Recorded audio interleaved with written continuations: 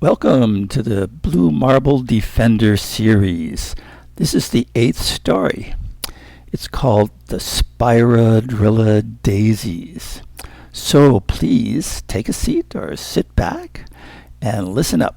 Here's Chapter 1, A Working Vacation.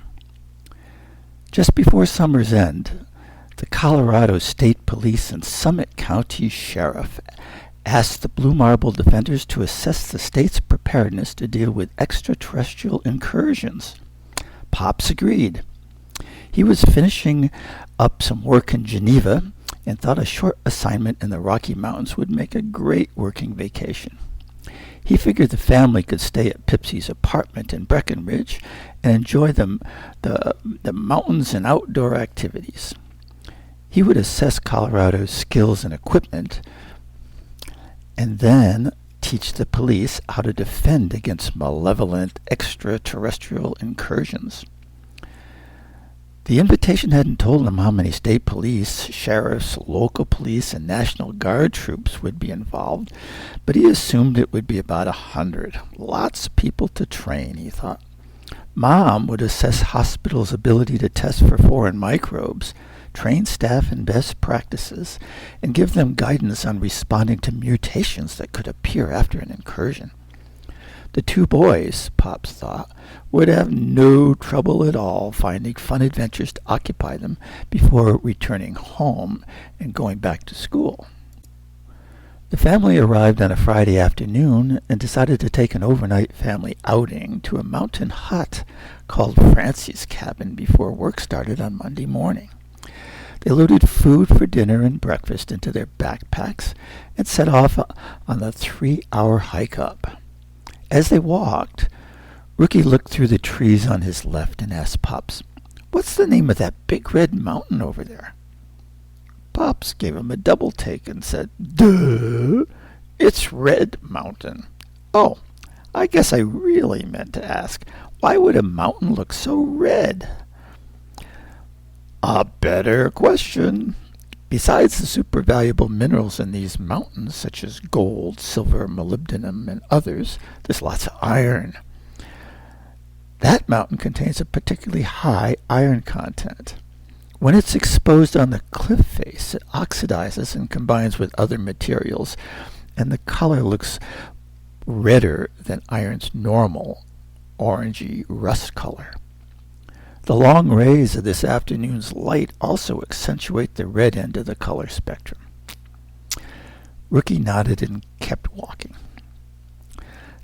They got to the cabin and found that it had beds for 20 people, but the 4 of them were the only occupants, presumably because school had started and people had other priorities. Mom and Pops organized for dinner, and the boys took charge of hauling water from the stream for cooking, cleaning, and drinking. Wash water could simply be collected and scooped up in pops from a deep pool in a stream behind the cabin. Drinking water, on the other hand, had to be collected in a plastic pouch, then hung from the cabin ceiling and run through a filter to remove harmful microbes. Uncle Amerigo had shown Leo the method on an earlier visit to Colorado, and Leo had borrowed the filter from a closet in the apartment. Suddenly, a loud popping sound came from the kitchen. Then, from the cushions by the window came, "Duck for dinner! Yippee!" Rookie ran in to watch Pops place the rest of the duck breasts into the cast-iron frying pan, and he got to enjoy the aromas given off as the fat crackled. "Yep, it'll be good," Pops said. "But since it'll take minutes or so, you better go back to the stream and get some more wash water, then start warming it on the stove. You've got KP duty tonight." "Huh? What's KP duty?" Rookie asked. "Well," Pop said, "KP is an old Army term for kitchen police. The most important part of your job is making sure none of this nice-smelling duck fat makes its way into our oatmeal tomorrow. So get 'em clean, bud." Leo and Rookie each grabbed a big pot, dashed past the firewood stash to the back door, and followed the short path to the stream. But they stopped. when they found someone else at their filling pool. And the someone wasn't happy to see them. A bull moose with antlers wider than they were tall looked up from the water, stared at them for a moment, moved its left front hoof toward them, lowered its head, and flattened its ears. Leo dropped his pot. "Let's split. Bye, Mr. Moose. We'll come back later. No problem, no problem." And both boys hustled back inside the cabin. When Rookie gave him a breathless account of their visit with the moose, Pops grinned and said, "Well, why didn't you invite him to join us for dinner? Go back and ask him to come in and see what kind of salad dressing he likes." Well, Mom rolled her eyes and twirled her finger over her head, and Rookie replied, "Gee, Pops, our moose friend's head is so big he couldn't get in the door. So instead, I'll set us up at the picnic table out on the porch, okay?" Well, the duck dinner in the mountain cabin tasted even better than usual. The moose was gone when the boys went back for dishwashing water. Pops lit a fire in the great room's cast iron stove. They toasted marshmallows for dessert, and they competed to see who was the Connect Four champion. Mom won. Everyone pulled their sleeping bags from their backpacks and sacked out upstairs on bunk beds. After breakfast, they repacked, hiked past closed-down gold mines, up to Crystal Lake, and then returned to Breckenridge on the Burro Trail, the route miners had used to carry their gold back in the 1880s. As they approached the apartment complex, Leo struck up a conversation with a neighbor named Rocco. He was a friend of Pipsy's. Rocco was an airline pilot. He loved to build things, and when Leo mentioned his goal was to become a full-time inventor, Rocco offered him access to his huge supply of tools, motors, and machinery he had collected from previous projects. Now, earlier that summer, Leo had been trying to figure out a way to make people smarter. He knew other animals passed instincts to their offspring, and he asked himself, might human parents pass on memories of their experiences, but children don't know how to access them? That was going to be a possible invention. But the moment Rocco opened the door to his basement and lit up his fancy workshop, Leo put that idea aside and decided to focus on another idea he'd been thinking about. Leo had long wanted to build an underwater scooter. Normal water scooters used batteries that added weight and needed regular recharging, sometimes every 15 minutes. Leo wanted to build a scooter that drew energy from the temperature difference between a lake's surface that was warmed by the sun and the cooler water a few inches down. People use such heat pumps to warm their houses in winter, so why couldn't he make the same principle work for a scooter's energy source? This weekend in Breckenridge, he had Rocco's skills to draw on, a huge supply of tools, and Lake Dillon, just a few miles away in Frisco, that could be his test site. Rocco was enthusiastic about the project and gave Leo the lessons and practical tips he needed. Leo's prior inventions had mostly been based on sensors, electronic circuitry, and software, while building a scooter involved mechanical engineering and plastics extrusion. Rocco validated Leo's design ideas, showed him how to safely use his tools, and gave him a key to the workshop so he could spend as much time there as he wanted. The next morning, when Pops and Mom drove off to start their assignments and training, Leo went straight to the workshop and didn't surface all day. Rookie checked in with him and then took his baseball glove bat and a couple of balls to Breckenridge's Carter Park. He was checking to see if he could pull together a little baseball game. Since the town school year had started, he could only find 3 visitors, 2 guys and a girl who were picnicking. His new acquaintances liked sports, and together they gave each other batting practice. The practice was fun, but it made Rookie realize he needed more fielding practice than batting. His new glove wasn't yet broken in, and he dropped more balls that afternoon than he had any day in his life. Chapter 2. Fishing the Blue. The next morning, Rookie walked into town, found the Blue River Angler Shop, and arranged an hour's fishing lesson for his brother and him. Joe, the owner, said he'd give them the lesson himself. Leo had been making good progress on his invention, and the only way Rookie could get him out of the workshop was to promise that Joe would turn around their bad fishing luck. And his promise held up. The year before, when no fish would even glance at their flies as they drifted down the Blue River or bobbed on Maggie Pond, Rookie and Leo walked home empty-handed.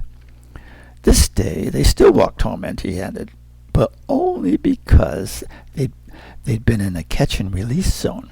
Today their hands were still a little bit slimy from removing hooks from the mouths of 9 hungry trout. "Remember," Joe had told them, "fish position themselves at a point where they don't need to work too hard to stay in place, and the stream's current will bring them food right to them. Your job is to think like a fish and figure out their favorite lunch spot." Now the Blue River above Maggie Pond was so clear they could see the trout 3 to 10 feet down, and Joe could point and explain the trout's behavior. On top of that, the trout loved Joe's menu and feasted on gourmet meals from his tackle box of dry flies, wet flies, streamers, and poppers. He gave the boys the tackle box when he departed, after adding several casting lures, jigs, spinners, and shiny metal spoons, just in case they decided to go down to Lake Dillon and fish there. Leo caught 5 of the day's 9 trout, but Rookie caught the biggest one. It was about 20 inches long and weighed maybe 2 pounds. After Leo had walked back to the workshop to check how the plastic curing was going on his water scooter's handles, Rookie had walked up the stream and noticed how a fallen log had shunted the main current to the west side, eroding the riverbank. He spotted a boulder as big as about 3 basketballs, and it created an eddy just in front of the bank. "If I were a hungry but lazy trout," he thought, "I'd be happy to sit in the shade on the side of that rock and watch for tasty morsels to pass." Trees overhanging the stream prevented casting, so he positioned himself upstream and dangled his tan and green elk hair caddis fly where the current would pull it toward the eddy. First pass, nothing. Second pass, nobody interested. Third pass, a strike! The powerful jolt surprised him, but Rookie immediately pulled up the tip on his fishing rod and set the hook. The fish ran downstream and Rookie let out line. Then he set his reel's brake so that it would tire the powerful fish as it ran up and down the stream, trying to shake out the hook. When it stopped to rest, he tugged the line to make it sprint, and as each sprint became shorter and slower, Rookie reeled it in. He raised his pole almost straight up with his right hand and guided the fish into the net he held in the water with his left. The trout wriggled violently, but just for a moment, and then it calmed down. Rookie paused for a moment to admire the large cutthroat trout he'd landed, and he was captivated by the beautiful crimson slash on either side of its throat below the lower jaw. He knew the cutthroat was the only trout indigenous to Colorado, and he figured that this one must either be a native that had migrated down from Gooseneck Tarn, that's the reservoir a mile upstream, or it was a fish stocked years earlier in the river. It was a strong fighter and way more substantial in his belly than the fish recently stocked by Colorado Wildlife. He laid the net onto the riverbank, wet his hands to avoid scraping off the trout's protective oils, held it with his left hand, and was able to remove the hook with his fingers, a good thing since he hated to use the needle-nosed pliers that sometimes hurt the fish. He gently lowered it into the stream, where it drifted sluggishly for a moment, but then it darted under the bank's shadow. Rookie jogged back to the dam in front of the Maggie Pond, picked up his tackle box, and headed for the workshop to tell Leo. "Nah, I didn't go there to brag, just to tell simple facts, of course." At first, Leo grinned and accused him of making up fishtails, but he finally relented and congratulated him. Back at the apartment, Rookie was still excited and he had to phone Joe. When he reached him, Joe said, "Rookie, you caught Big Sam! You caught Big Sam! Lots of people have seen him, but nobody's ever caught him." "Well done, young man. Next time you're in the store, I'll take your picture and I'll post it on the wall." Chapter 3. A Gift in the Mail. Two weeks earlier in the town of Dillon, across the Dillon Dam from Frisco, the postman rang a doorbell. A 6-year-old girl named Daisy answered it and was handed a box with her name on it. Her mother looked over Daisy's shoulder and said, "Ooh, lucky you. I think you'll find something special inside. Your Uncle Alfie told me this was on its way." Daisy opened the package and handed her mother a note that was taped to the top of a container inside the box. Her mom said, "Uncle Alfie says, 'Dear Daisy, remember the sea monkey aquarium I gave you? I know you were disappointed when your friends all bought the same one. Well, nobody, and I mean nobody, can possibly ever buy these. Take out your magnifying glass and admire the 12 beautiful little Spira-Drilla-Daisies. I named them after you. Just keep them in a fishbowl and toss in a nail or a little piece of iron once in a while. Iron and steel are like chocolate for them. Have fun. Love, Uncle Alfie." Her mom went on, "Wow, Daisy, you're so lucky to have an Uncle Alfie. He named a whole family of creatures after you." Now, Daisy didn't need to be told her uncle was special. She had no doubt he was the coolest person in the entire world. "He says he builds airplanes," she thought, "but he must really be a pirate. He does whatever he wants, whenever, and he always is doing the coolest things. I hope someday he'll take me up in that balloon again, or out on the lake in a speedboat. I wonder why he didn't just call these creatures daisies. It would have been much nicer than that weird long name." Alfie was an aeronautical engineer who worked for Primo, a foundation sponsored by a trio of philanthropists interested in exploring the solar system.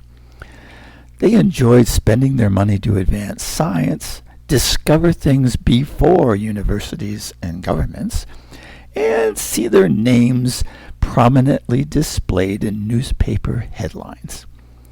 When they learned NASA had a secret plan to explore Saturn's moon, Titan, they told Primo to get there first.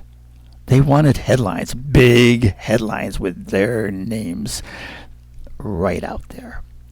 Titan was almost as large as the planet Mercury and had a strange foamy atmosphere. It also has seas that might support life, maybe exotic life, unlike anything we've ever seen on Earth. Primo asked Alfie if he would like to lead the project, and in an instant, Alfie's pirate instincts kicked in and he agreed. Daisy, of course, had been right about him. Now the swashbuckler immediately developed a project plan and built an audacious little sub-plan. He'd build a rocket to Titan, okay. He'd build a robotic exploration vehicle, okay. But he'd also build in a secret compartment that was just for himself. Now the project went forward. The rocket left its base in North Dakota, circled Titan 3 years later after traveling 975 million miles, and it sent the lander to the moon's surface. Alfie sent videos of its explorations to NASA and told them he would share samples when they arrived back in North Dakota. The trio who supported Primo, they were so happy because they were getting famous already, and the mission wasn't even finished. After a year's operation of the lander, Alfie told Primo and NASA the lander had gone dark and its explorations were finished. This was a big fat lie. He'd given it secret instructions to descend to the bottom of Titan's most interesting crater. That was where an underground sea rose closest to the surface and the most likely spot to find something truly valuable. He instructed the lander to place its samples in the treasure chest he'd hidden on board. The lander returned to the rocket when it arrived, and when it arrived in North Dakota, Alfie quickly hid the treasure chest. Alfie's expectations for finding gold and exciting discoveries in the treasure chest had grown sky high during the long years it took the rocket to reach Titan and return. But when he finally opened the chest in his laboratory's secret room, he was sorely disappointed. No gold. No amazing new discovery. Alfie, old boy, he thought, you're not much of a pirate. Feeling heavy-hearted and wistful, he mechanically continued the work scientists always do when they receive samples from other planets and moons. He opened his PC. He looked at the sample through his powerful microscope. All he saw were the normal rocks and minerals you'd find everywhere on Earth. Then he blinked his eye. At first he thought an eyelash had passed in front and something went wrong with his eye. But then he realized some kind of spiraling movement was going on in this little speck of dirt. He kept looking and spotted a dozen tiny, pointy-headed worms with lots of fins. Well, better than finding nothing at all, he thought, but not much. It was late. He was tired and disappointed. So he tossed the little creatures into a laboratory beaker, filled it with water, ate a quick dinner, and went to bed. The next morning, he noticed the creatures had grown to about 1 millimeter long, and he didn't need the microscope to see them anymore. Interesting reaction to the Earth's environment, he thought. But the creatures were listless. They just hung in the water in 2 columns of 6. He grasped the beaker and threw in a handful of the rocky soil the lander had found them in. A day later, they'd grown to 2 millimeters. He became a bit interested and hoped they'd do something. But they stayed lethargic and about the same size for weeks. He sat in his chair and thought, 6 years of work for this? 6 years of flying to Titan and back, and this is my reward? My treasure? The treasure worthy of a pirate? Where's my fame and fortune? Okay. I knew I might not find gold, but where's that, exotic new life form a scientist would be so happy to find that I should have found in that underground lake? Where's that exciting, scary Wookiee or a beast or a green man I could show everybody on TV? I can't go out and admit I hid a treasure chest on the lander just so I could show off these stupid little things. No way! I might go to jail. I'm not going to do that for a few worms. Rats. 6 years. Down the drain. So what can I do with these things? He scratched his head. 6 years. Hey, 6 years, that's Daisy's age. These things might be fun for a second grader, for my little niece. Make me famous to her, anyway. He pulled a pad and pen from his desk drawer, grabbed a nearly empty jar of gummy bears from his shelf, and shook them out. Daisy liked how the Spira-Drilla-Daisies always lined up side by side and on top of each other in 2 6-creature pillars. If she jostled a fishbowl, they returned to their pillars the moment she stopped.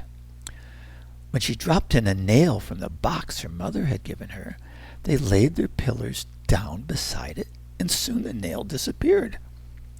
But after they'd eaten, the creature's routine became distinctly unpleasant.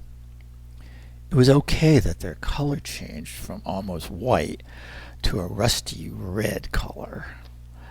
But then their bellies puffed up, making them float to the top of the fishbowl, and they bobbed on the water's surface like ping-pong balls until they belched. Then they sank and lined up again. The odor from their belching wasn't too bad. It was just a bit of a metallic smell. But Daisy thought their belching was yucky and disgusting. The little creatures were cute and different, but she didn't like them. All her friends had better pets. When she complained, her mother said, "Make up games you can play with them. You like the way they line up, so just take this spoon, swirl them around really fast. Try to turn them upside down and see what happens." Daisy tried it, but the creatures just returned to their lines within a minute. She held the spoon in the water while she tried to think up a new game, but pulled it out quickly when they lined up alongside the spoon and gnawed on it. Swirling a fishbowl wasn't much of a game. Little creatures lived in water, so she couldn't bring them up to her lap like a kitten, or throw sticks to them to fetch like a puppy. Yeah, nice try, Uncle Alfie, she said to herself. But these things are disgusting. They're really no fun at all. One day, Daisy was invited to sleep at a friend's house. She was afraid she'd miss her feeding time, so she threw a small handful of nails into the fishbowl when she left. When she returned the next afternoon, the handful of nails were gone, and the creatures had grown fat, so fat they almost filled up the fishbowl. So she poured them into a spaghetti pot, added water, lots more water, and a few nails, and then she forgot about them. The next morning she looked in the pot and saw most had grown a bit, but now there were a few small ones too. And the small ones also paired up 2 by 2. Big deal, she thought, more of them, but they're still so boring. The next day her mother said she needed the pot to make dinner. Daisy sent her a frown and said, "Okay, but where can I put these stupid things?" Her mother was vexed. "Daisy, they're your pets. They're nice little creatures. Try petting one. I bet when you hold one, you'll like them all better." Maybe, Daisy thought. They do have pretty fins. She picked up one. It rolled over and then spun in her hand, and she could feel the fins. They felt sharp. She tried petting it from top to bottom and found that it wasn't soft at all like she expected. When she tried petting it from bottom to top, it hurt her hand. She saw small drops of blood seep from 3 slice wounds and cried out, "It cut me, it hurt me. I don't like these stupid things, and I don't care if they're named after me. I know Uncle Alfie wouldn't make me keep them. They're mean. I don't want them here." Daisy's mother used a different pot to prepare dinner that evening. Daisy frowned her way through 2 TV shows and made sure her mother knew she was unhappy by splashing the wall when she threw a big handful of nails into the pot before going to bed. In the morning, her mother walked past the pot and said, "Ha! I know what to do with these things. We're going to Lake Dillon. Put the pot in the car and don't make a mess." Daisy made no mess.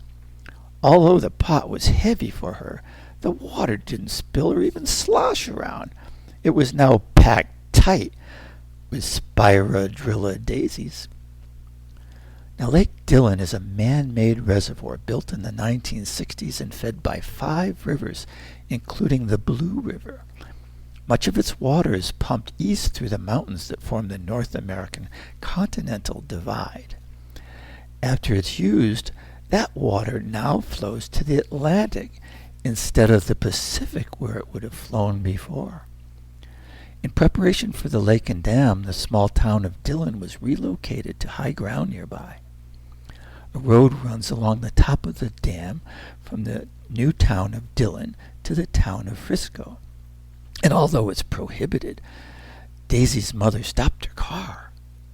She jumped out, carried the spaghetti pot to the road's edge, shook its contents into the lake, and sped away without looking back. Her annoying problem was now solved. Chapter 4. Testing the Latest Invention. Leo and Rookie returned to the Blue River and Maggie Pond the next day, but they were not interested in fish. With Rocco's help, Leo had completed a prototype underwater scooter, and Rookie had agreed to help him test it. Now, Maggie Pond was an appropriate place for an inventor's test. In the late 1890s, a gold mining mogul named George Evans had invented several unique mining devices, and the most important was the Evans hydraulic elevator. The Blue River had been washing stones, sand, and gold nuggets down from the mountains above for eons, and it deposited them on the bedrock, now 100 feet below.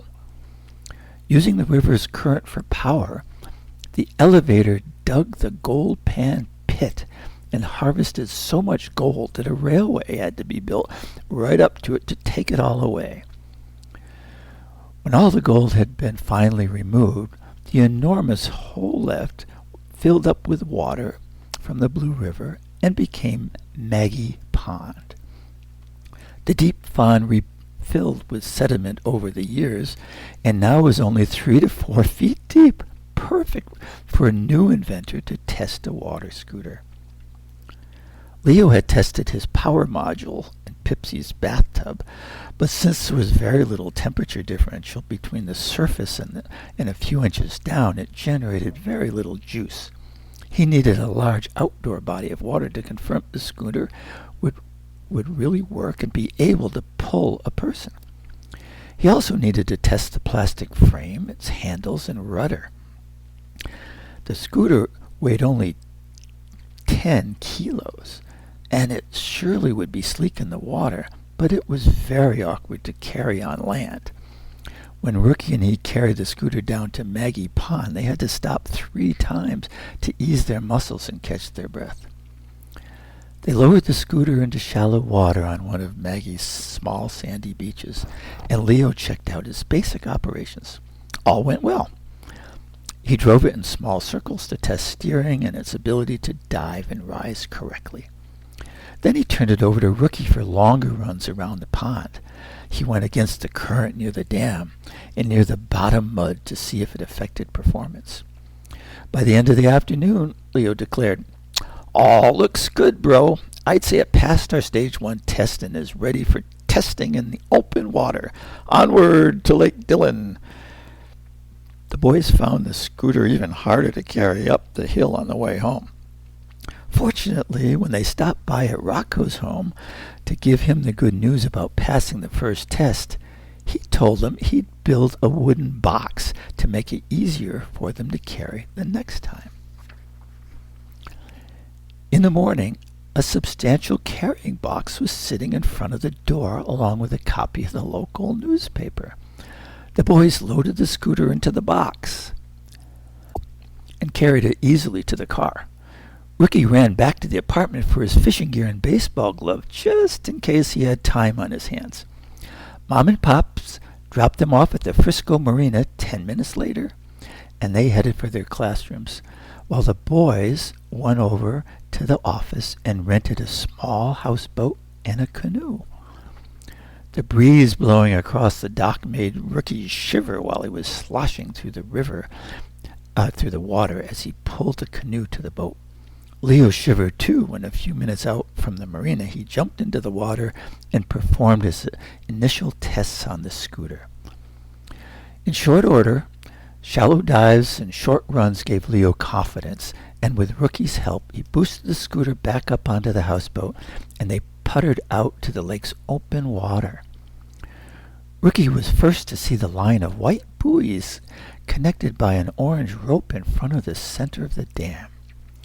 He pointed and said, "That must be a warning to stay away from the lake's sluice gate to the lower river. You might find more water current there to give a good test of the scooter's power." Leo replied, "Aye, aye, mate," and he set course for the middle of the dam. Stopping well away from the warning rope, Leo lowered the scooter into the water and took several turns around the boat. When he returned, Leo said, "Sorry, but I found a few glitches. I'm afraid I'll need at least a couple of hours to make adjustments." And Rookie helped him raise the scooter back onto deck. Rookie said as he watched Leo take out his big tool chest. "Do you think it would be safe for me to take off in the canoe for a bit? I know several baseball fields are just below the dam. I'd like to take my glove with me and play a few innings if somebody's there. But we've got to think about safety. Would you agree to not go in the water till I'm back?" "Sure thing," Leo replied. "Even if I complete the repairs early, I can test other things here on the deck." So Rookie dropped himself into the canoe, released the rope, paddled to Dillon Marina, and jogged down to the ball fields. 2 fields were in use for football, 1 for soccer, and 1 for what looked like a pickup baseball game. A dozen or so guys played, and they were waving him to join and position himself in left field. He did. He had fun shagging fly balls for a while, but he blamed what he called his dropsy on the stiffness of his new glove. "Gotta oil it," he thought. "I'm making a fool of myself out here dropping fly balls." When he was called in for hitting practice, he swung and missed the first 2 easy pitches. He thought, "What the heck? Is Dropsy in the field and Mr. K at the plate?" Pops had shown him that the official scorer used the designation K to record a strikeout. He barely fouled off the next 2 pitches, but when the pitcher floated him a lazy low one on the inside corner, he wound up and cracked a rising line drive over the left fielder's head. Pitcher looked impressed and gave him a nod. Rookie smiled. He was pleased to see the extra distance the Rocky Mountains' thin air gave his hit. And he thought, "Wish I could call up that extra 20 feet at sea level."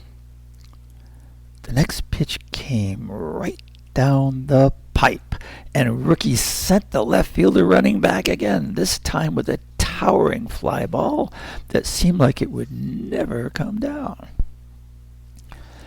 When his turn at bat was over, Rookie swapped places with the right fielder and positioned himself close to the base of the imposing 70-meter-high dam. Although the day was now sunny and warm, he shivered again, thinking about the vast amount of water behind the dam and what would happen to him in the town of Silverthorne below it if the dam should fail. The next hitter rolled a foul ball almost to the dam's base, and when Rookie shagged it, he looked up and was surprised to see small rivulets of water dripping down. He thought, yesterday some rain must have fallen here, but not where we were in Breckenridge. Later, when a left-handed batter poked a long fly, he ran for it, caught up with it, but it bounced off his tipped glove. Trying to stop, he slipped and almost fell in a small stream that had formed in the last few minutes. He yelled to the guy covering center field and left field, "Hey, is this dam starting to leak, or am I just paranoid?" The reply was quick. "Paranoid. I guess you're not from around here, eh? It might look a little bit wet up there, but that dam is so thick, you don't need to worry about it." A couple of batters later, Rookie looked up again, and he did worry. He worried a lot. Water was trickling down from what appeared to be a series of weak spots all the way from the dam's base to the top. He yelled to the others, "Call me chicken if you want, but I'm getting out of here. I don't like the look of those leaks." The other guys just shrugged, and they watched as Rookie tried to climb straight up the dam. He didn't get far. After slipping and sliding, he decided it was just too steep. So he jogged back to the marina and hopped into his canoe.